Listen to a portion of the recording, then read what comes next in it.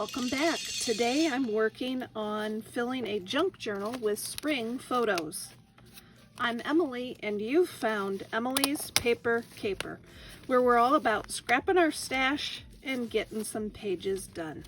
If you're new here, please consider subscribing. Hit the subscribe button and bell icon now so you don't miss any ideas. I recently made this junk journal out of 4 paper bags. I will link to that video down in the description. Now I've decided to decorate it with some photos. So this will be a different kind of scrapbook. I've put a title on the cover, Signs of Spring, and I've collected a number of different photos this spring, and I'm gonna fill this. So I will do that and then come back and flip through the album with you. So let's flip through this album. I've added photos and dipped into my stash of springtime embellishments. I used my stash of photo mats.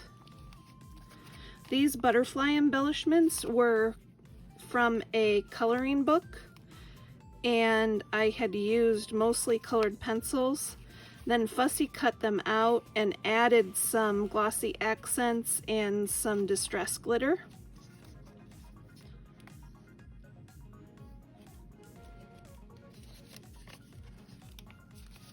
I had some washi tape strips and decided to put those on these pages.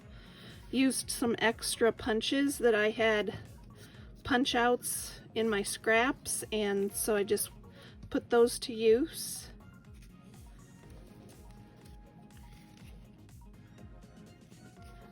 The bag has natural pockets, so I even tucked one of the photos into that pocket. I'd encourage you to use your stash in different ways.